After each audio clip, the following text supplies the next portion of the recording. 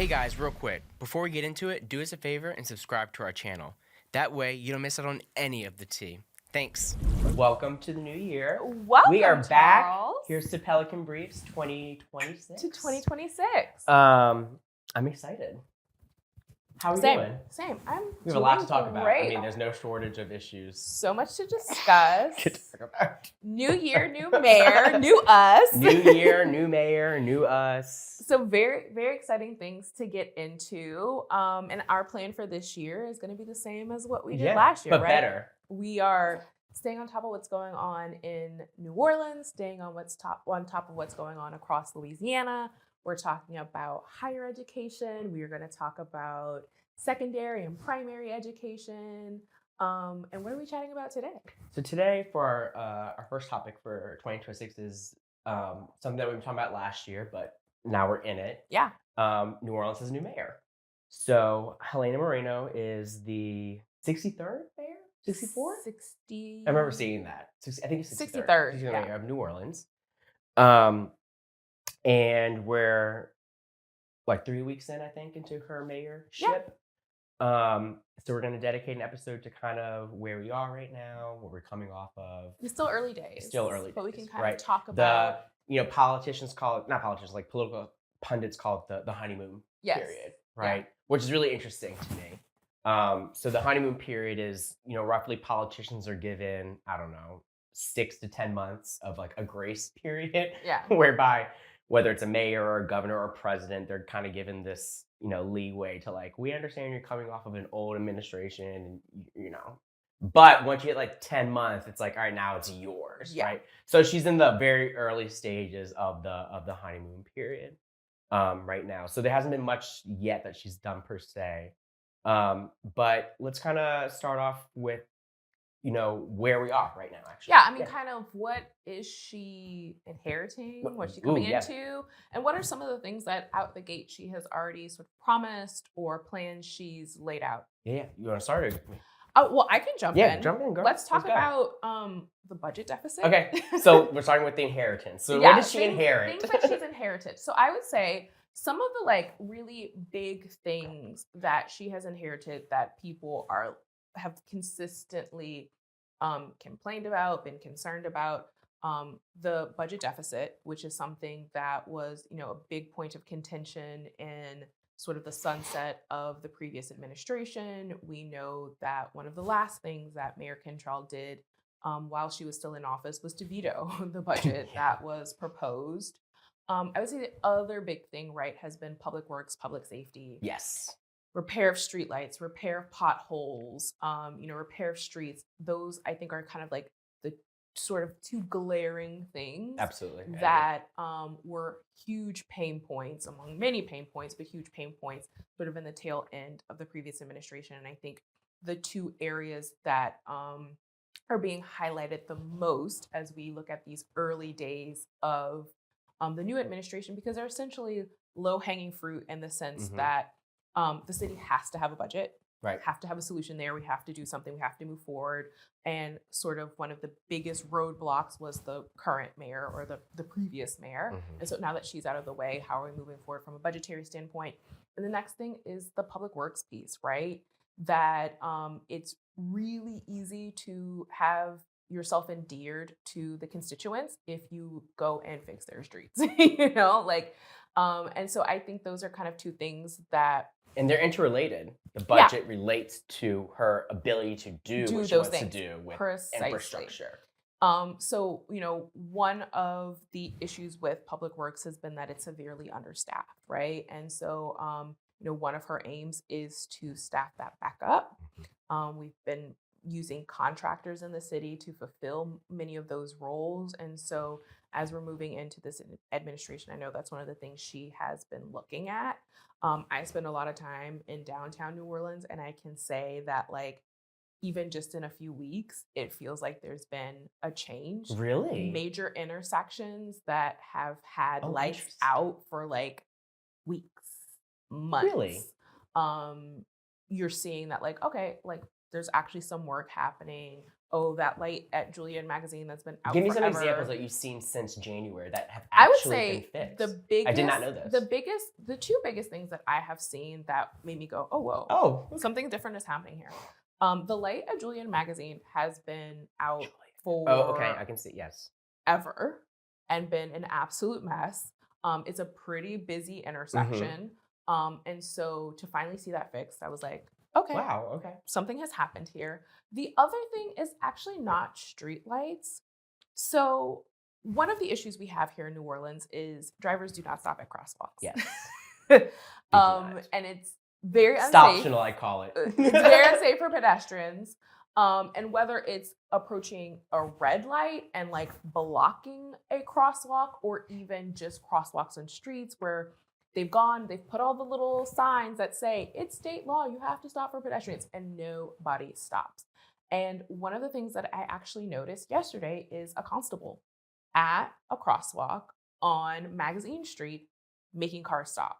Oh, wow. For pedestrians. Yeah. And I was like, wow, that's a first. Haven't seen that. Have been saying for like months, weeks, years. Like, that's great. You guys put up these signs, but if you aren't like forcing drivers to stop and actually conditioning them to stop for pedestrians, this is not going to change. So those are two like big public safety issues that I'm like, oh, yeah, it's been like, nobody said, oh, we are going to address it, right? Like she said, we're going to address it, and seeing it being addressed has been refreshing. So two things, and I'm glad you brought up this. Two things that I've noticed too, to piggyback off of that. So she's done, in terms of infrastructure, two initiatives, she's called it. One was the streetlight repair initiative, and she was at Crowder Boulevard and I-10 in New Orleans East. And that was like her first one. And later that day, I was on social media, and there was a guy who lives in New Orleans East along Crowder. And he said for the first time since 2017, the entire stretch from Hain to, I get the other side of I-10 was lit up. Wow. Right. And he's posting this, and we've rightfully earned our jadedness and cynicism in New Orleans. Yes. So as much as like a joke to have to do that, like he has to do that. Because so many people are like, I'll see it when I believe it. Yeah. Right. And again, we have deserved that more, earned that right to be able to be frustrated like that in so many ways. The second thing was she did the light thing, and then she did a sidewalk initiative, like just fixing stuff. And I knew it, but I didn't know until she said it. According to like the release, when they fixed the sidewalk, it was in front of a church in Tremaine, like an elderly. More of an elderly congregation, and the sidewalks were really bad, and it's been broken. Like a plywood was fixing the sidewalk, and they fixed it. But what struck me was it was the first time since Katrina that a public works person in the department fixed it. We had been outsourcing since I didn't. It's like one of the things you kind of know, but to hear it's like, wait, what? Like that's actually insane. Yeah, it was so reflective of like the downstream and like deeply ingrained brokenness, right? Deeply ingrained. And some of it, in some regards, you're like, Katrina was 20 years ago. Why do all roads still lead back to Katrina? But I don't think it can be minimized just how much was already broken. And then you have this storm come in that just like turned so many things on its head. And in some regard, you have like patches or crutches that got put into place that just, sort of never got fixed. They just become like a part of the infrastructure. And that is definitely one of those things of like, well, that's a patch, right? Like everybody has gone out of the city. All the public works employees are gone. We have to figure this out. We can't like immediately restaff. What do? We outsource it. And it's like, oh, well, the outsourcing is working.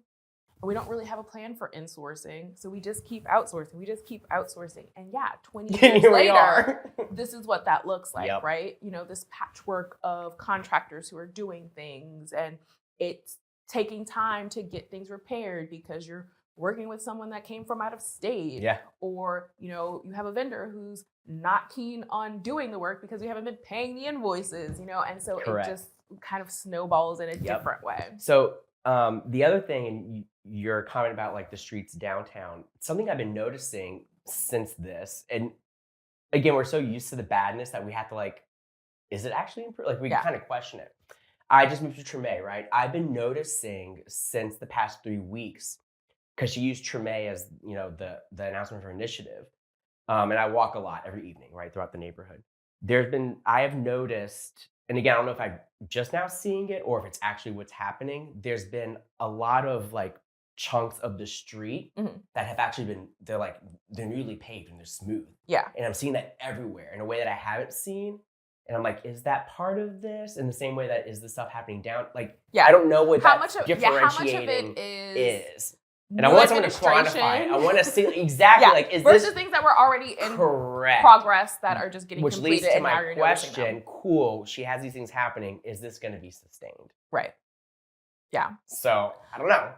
I mean, History is not necessarily on our side. it's right? TBD. TBD. But, the other side of it too is, while yes, it's TBD, trying to like shed some of that skepticism and embrace the change. And I think True, that embrace the like change. we are definitely in that place where the election has happened, the finger pointing, the mudslinging, the whatever. And it was ugly, huh? needs to be done, and we just like move forward. And like, how are we gonna move forward? Agreed.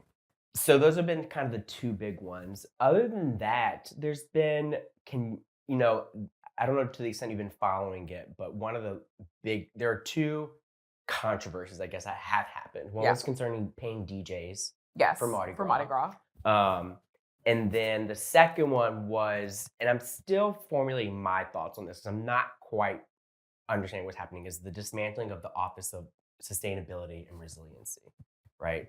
And those two things, I can't really put a pulse on where that's headed and what was the rationale behind dismantling it. Yeah. So I'm curious your thoughts on that. Yeah, on either the DJ thing or the. So the I think some context on the Mardi Gras piece, right? Mhm. As we mentioned at the top of the episode, we are dealing with a budget deficit in the city, and so one of the areas looked at for cutting expense is money that's been spent on the celebrations at Gallier Hall for Mardi Gras. And I mean, I don't know your perspective on this. My read on the whole DJ thing was it was more in jest, right? That like, hey, Ooh. city officials, and I believe it was Joe Joe Giarrusso Giarrusso who said it, right? Like, hey, council people and like other attendees, bring your phones and your Spotify playlist, and like you guys are the DJs versus actively courting professional DJs to come and work for free. So you didn't. That was sort of my read on it. Maybe I'm giving a generous read on things. I do get the frustration, right? Because the blowback was people feeling like, hey, there are people who are DJs, that is their profession. They work very hard at this. Absolutely, this is a skill, and that labor should be paid for, and they shouldn't be coming to these like big grand events at Gallier Hall and not getting paid for providing the entertainment. So I 1000% agree with that. Like, if you're going to have professional DJs in that capacity, they should be paid. Yeah. They should be paid a market rate. Like, that should not be something that you're like asking for in kind or, I agree. Having them donate their labor. I don't think that's appropriate. That was just not the read that I got on that comment. Okay. But regardless of the read that I got, many in the public felt like it was really inappropriate of the administration to essentially say, the way that we're going to fix this is to get DJs to work for free. I think it is reasonable to look at how much is spent on the Mardi Gras celebration. I believe the number for last year was like $240,000. When you consider that we have an over $200 million budget deficit that we're trying to fix, $200,000 is a small portion of 200 million, but it's still something. Yeah. And I definitely think that's an area that, like, hey, looking at the kind of celebrations that you're having for Mardi Gras might be worth assessing. I agree. So the one thing that I took away from that was, and I will say I think this justifies a lot of people's frustration, it was a combination of, we can't downplay DJs. Like, it's not just I think people think it's just like them doing this to it. Like that's not what it is, right? And there's also a history of DJ culture in New Orleans contributing to like bounce music and like just our music in general, right? But what really frustrated people was when Helena was on the city council, she helped sponsor that ordinance that city musicians at city events would be paid a minimum of $200 per hour. So you simultaneously passed this policy, but then you had this terrible optics coming from your chief administration officer, which granted, she didn't say it, but he's still part of your administration. Right. What she came on, so she does her Sunday videos where she like updates the public on things, and she said, we will pay them. And this morning I did read that the private money has been raised to pay musicians, which has been resolved as of today. But the optics of it were not good. Not good. Right. And even if my read on it of like, hey, like council people come and bring your phones, I get it, right? Like if you're hosting a professional event for the city, trying to put our best foot forward for something as big as Mardi Gras and with as big of a spotlight as Mardi Gras, you should have a professional DJ for the event, not, like the mayor's Spotify playlist. So I certainly, I was like, I certainly get how people were frustrated by that comment, even if they weren't asking whether or not they were asking DJs to work for free. The idea that you can just sort of like, plug and play and like take a professional DJ out and just throw on, your besties playlist and that's the same thing is absolutely not the case. Yes. And so, but I think that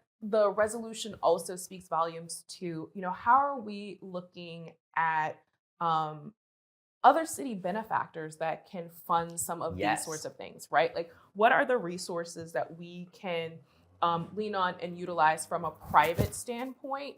So people may not like it, but it's like, should City Mardi Gras be corporate sponsored? I think it brought a conversation that wasn't necessarily on people's radar. Yeah. And I had never thought of that. It's like, oh, like there are other options. Like I never really thought of that, I guess. So it kind of pushed people to think about how are you creating maybe a quasi public private sort of situation, right? Like the police are there and city officials are attending, and the other like slippery slope you get into, right, is like, well, if there's a corporate sponsor, then like is this a kickback, and like how is it inappropriate, and how are city officials being influenced? So like there's so many difficulties there, but I think getting more creative about how are you utilizing private funds for some of these types of events, I think is important because, as we mentioned, we have a budget deficit and maybe spending money on Mardi Gras isn't like the best use of city funds. And then, so two final thoughts on this for me was, I think the other thing that was, I guess, different or refreshing was she like owned it. Yeah. Right. She came up and she like, and that's, we don't really see that from politicians, right? This transparency is like, oh, like, wow, like, thank you. Like, thanks for the feedback. Thanks a minimum that was that a we misstep. kind of expect or should expect from politicians that we don't typically get. And then my final thought was, kind of more efficiently using resources. And I shared this with you, but I'm gonna share it with everyone here. I was listening to Helena was hosting a meeting with like, the crew captains and whatnot. And I texted Tasha and I was like, actually, I'm very into this idea. The National Guard's in New Orleans, right? And they'll be here throughout the duration of Mardi Gras. And Helena was saying, typically the Department of Public Works sets up all the stuff, the barricade, like there's a lot of labor that goes into prepping.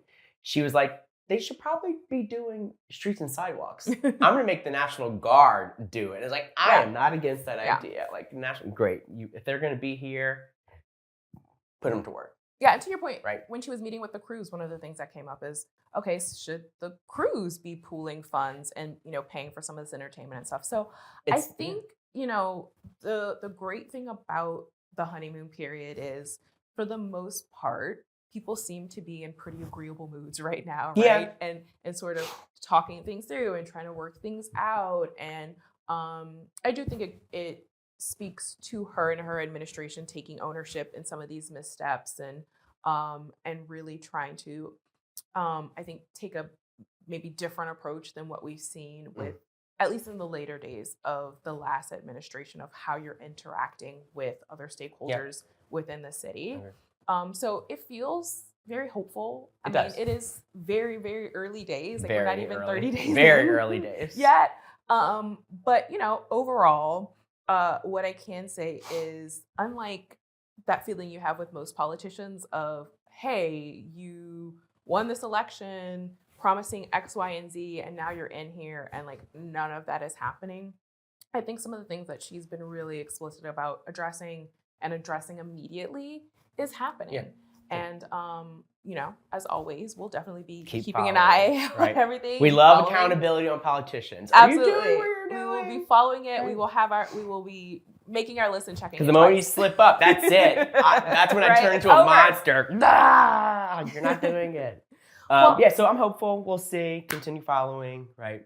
Yeah. And politics in New Orleans is never boring. So I That will is- end with that. That is note. one thing we can guarantee. It is never boring. Right. So thank you to the politicians of New Orleans for always giving us material. Yes, and Louisiana at large. Thank we y'all. will absolutely we will be staying on top of that. So until next week. Until next time, continue following us on Pelican Briefs. We're on all the major platforms: Spotify, YouTube, Instagram, social media.